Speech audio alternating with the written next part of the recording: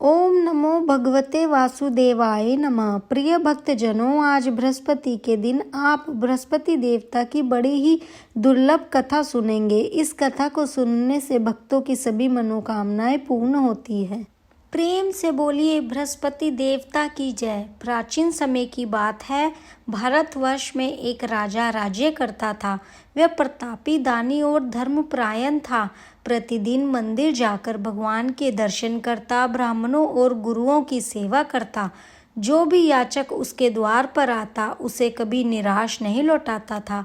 राजा विशेष रूप से प्रत्येक बृहस्पतिवार को व्रत रखता, गुरु बृहस्पति देव का पूजन करता और निर्धनों को दान देता था। उसका विश्वास था कि गुरु की कृपा से ही जीवन में सुख, शांति और यश प्राप्त होता है। परंतु राजा की रानी का स्वभाव इससे बिल्कुल भिन्न था। उसे व्रत, पूजन, दान, पुण्य या साधु सेवा में कोई रुचि नहीं थी। वह राजा को भी समझाया करती थी कि इतना दान करने से उसके घर का धन नष्ट होता है और साधु ब्राह्मणों पर भरोसा नहीं करना चाहिए। राजा शांत स्वभाव का था। वह रानी को समझाता रहा, पर रानी का मन नहीं बदलता था। एक दिन राजा शिकार खेलने वन में चला गया। महल में रानी और दासियां ही थी। उसी समय गुरु बृहस्पति देव साधु का रूप धारण करके राजा के द्वार पर भिक्षा मांगने आए। साधु ने रानी से भिक्षा मांगी तो रानी झुंझला कर बोली कि वह दान पुण्य से तंग आ चुकी है। सब काम उसके पति ही बहुत करते हैं। उसने यहाँ तक कह दिया कि यदि साधु सच में कृपा करना चाहते हैं तो ऐसा वर दें उसका सारा धन नष्ट हो जाए ताकि उसे चैन मिले। साधु रूपी गुरु बृहस्पति ने रानी को समझाया कि धन और संतान से कोई दुखी नहीं होता। यदि धन अधिक है तो उससे भूखे मनुष्य को भोजन करवाना चाहिए, कुएं तालाब बनवाने चाहिए, कन्याओं का विवाह कराना चाहिए और धर्म कार्य करने चाहिए। ऐसा कर्म से लोक और परलोक दोनों सुधरते हैं। पर रानी को यह उपदेश अच्छा नहीं लगा। उसने स्पष्ट कह दिया उसे ऐसा पुण्य नहीं चाहिए जिसमें उसका समय और धन लगे। तब गुरु बृहस्पति ने रानी से कहा कि यदि उसकी यही इच्छा है तो वह कुछ उपाय करे। उन्होंने बताया कि 7 लगातार बृहस्पतिवार तक घर को गोबर से लिपवाना, अपने केश पीली मिट्टी से धोना, राजा से दाढ़ी कटवाना, मांस मदिरा का सेवन करवाना और वस्त्र धोबी से धुलवाना। ऐसा करने से उसका सारा धन नष्ट हो जाएगा। इतना कहकर साधु अंतर्ध्यान हो गए। साधु के जाने के बाद रानी ने निश्चय कर लिया कि वह उसके बताए अनुसार ही करेगी। उसे लगा कि धन का नाश हो जाने से उसे आराम मिल जाएगा। उसने पहले ही बृहस्पतिवार से इन सब बातों का पालन करना शुरू कर दिया, परंतु परिणाम उसकी कल्पना से भी उल्टा निकला। केवल 3 बृहस्पतिवार बीते ही थे कि राजमहल की समृद्धि नष्ट होने लगी। खजाना खाली होने लगा, नौकर चाकर चले गए और घर में अन्न का अभाव हो गया। स्थिति इतनी खराब हो गई कि भोजन के लिए भी दोनों समय तरसना पड़ने लगा। जब राजा वन से लौटा और यह दशा देखी तो वह अत्यंत दुखी हुआ। उसने रानी से कहा कि अब इस नगर में रहना संभव नहीं है क्योंकि लोग उसे पहचानते हैं और कोई काम नहीं देंगे। यह कहकर राजा परदेश चला गया। वहां जाकर वह जंगल में लकड़ियां काटकर शहर में बेचने लगा और उसी से अपना जीवन यापन करने लगा। इधर राजा के बिना रानी और दासियां भी कष्ट में रहने लगी। कई कई दिन बिना भोजन के काटने लगी। एक बार ऐसा हुआ कि 7 दिनों तक अन्न का एक दाना भी नसीब नहीं हुआ। तब विवश होकर रानी ने अपनी दासी से कहा कि पास के नगर में उसकी बहन रहती है जो धनवान है। दासी उसके पास 5 शेर अनाज मांग लाए ताकि कुछ दिन का गुजारा हो सके। दासी बहन के घर पहुंची। उस समय बहन बृहस्पतिवार की कथा सुन रही थी। दासी ने कई बार अपनी बात कही पर कथा के दौरान बहन ने कोई उत्तर नहीं दिया। दासी को लगा कि उसकी बात की उपेक्षा की जा रही है। वह दुखी होकर, क्रोधित होकर लौट गई। रानी से बोली कि उसकी बहन बहुत घमंडी है और छोटे लोगों से बात भी नहीं करती। रानी ने शांत स्वर में कहा कि बुरे समय में कोई साथ नहीं देता। अच्छे बुरे की पहचान विपत्ति में ही होती है। यह सब उसके अपने कर्मों का फल है। उधर कथा समाप्त होने के बाद बहन को ध्यान आया कि दासी आई थी। उसे अपनी बहन की स्थिति का अनुमान हुआ। वह तुरंत अपनी बहन के घर पहुंची और बताया कि बृहस्पतिवार की कथा के कारण वह बोल नहीं सकी थी। जब रानी ने अपनी गरीबी का हाल सुनाया तो बहन ने कहा कि गुरु बृहस्पति सबकी सुनते हैं। उसी से कहा कि घर के भीतर देखो, शायद कहीं अनाज रखा हो। दासी भीतर गई तो उसे एक घड़ा अनाज का मिल गया। यह देखकर सभी चकित रह गए, क्योंकि पहले घर से सभी बर्तन देखे जा चुके थे। तब बहन ने रानी को बृहस्पति व्रत की विधि समझाई। उसने बताया कि बृहस्पतिवार को प्रातः स्नान करके व्रत रखना चाहिए, सिर नहीं धोना चाहिए, पीले वस्त्र धारण करने चाहिए, चने की दाल, गुड़ और केले के वृक्ष की जड़ में भगवान विष्णु और गुरु बृहस्पति का पूजन करना चाहिए, कथा सुननी चाहिए और एक समय पीला भोजन करना चाहिए। इस प्रकार करने से गुरुदेव प्रसन्न होते हैं और अन्न धन तथा सुख प्रदान करते हैं। बहन के समझाने पर रानी और दासी ने निश्चय किया कि वो भी बृहस्पतिवार का व्रत करेंगी। अगले बृहस्पतिवार उन्होंने श्रद्धा से व्रत रखा। उनके पास पीला भोजन नहीं था, फिर भी वे नियम से डटी रही। उसी समय एक साधारण व्यक्ति 2 थालों में पीला भोजन देकर चला गया।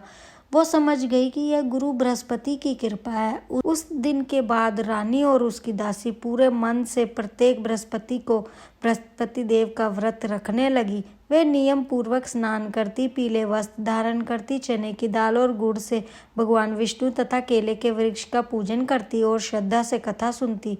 धीरे धीरे गुरु बृहस्पति की कृपा से उनके घर में फिर से अन्न और धन आने लगा। जो घर कुछ समय पहले तक सूना और दरिद्र था, वहां फिर से समृद्धि की चिन्ह दिखाई देने लगे।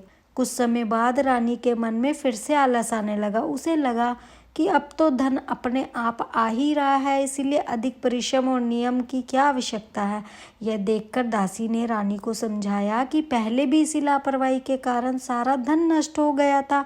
बड़ी कठिनाइयों के बाद यह समृद्धि मिली है, इसीलिए अब दान पुण्य करना चाहिए, भूखों को भोजन कराना चाहिए, प्याऊ लगवानी चाहिए, ब्राह्मण और साधुओं की सेवा करनी चाहिए। रानी को दासी की बात समझ आ गई और उसने फिर से धर्म के मार्ग पर चलने का निश्चय किया। उत्तर प्रदेश में राजा लकड़ियां काटकर अपना जीवन यापन कर रहा था।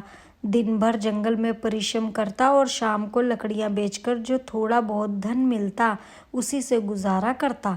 एक दिन वह बहुत दुखी होकर बैठा था। उसी समय गुरु बृहस्पति देव साधु के रूप में प्रकट हुए। उन्होंने राजा को उसकी चिंता का कारण पूछा। राजा की आंखों से आंसू बहने लगे और उसने पूरी कथा साधु को सुना दी। साधु ने राजा को समझाया कि उसकी यह दशा उसकी पत्नी द्वारा किए गए अपराध का परिणाम है।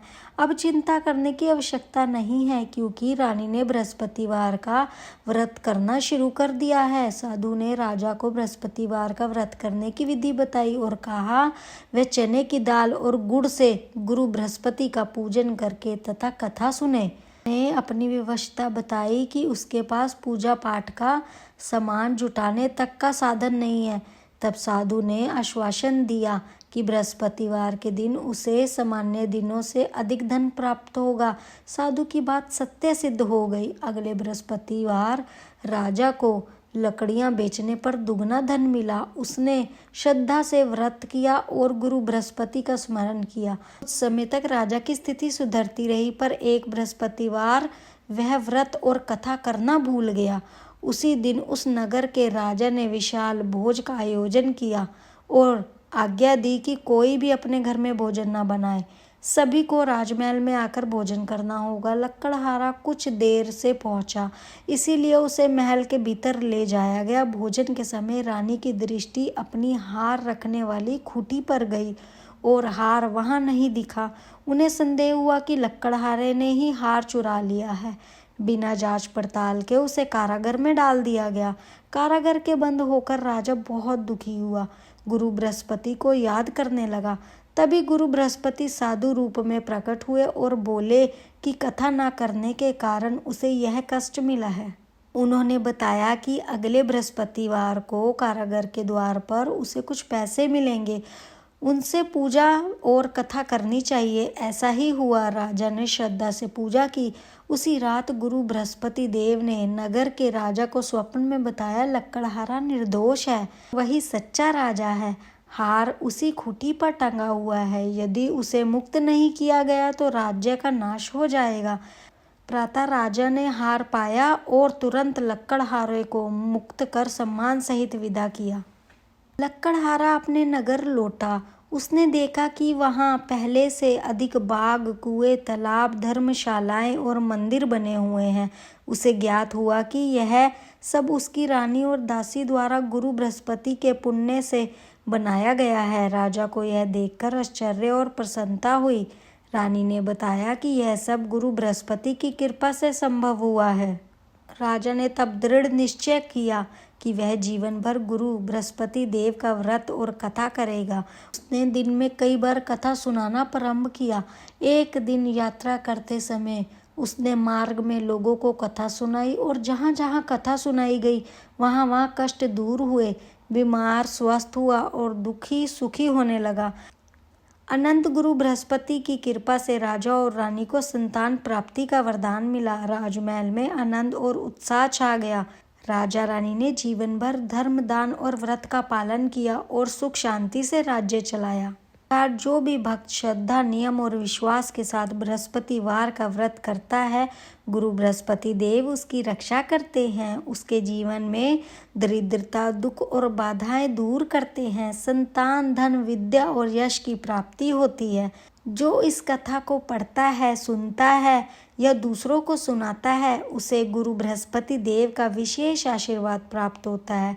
इसी विश्वास के साथ कथा यहीं पूर्ण होती है। भक्तों, प्रेम से बोलिए, बृहस्पति देवता की जय।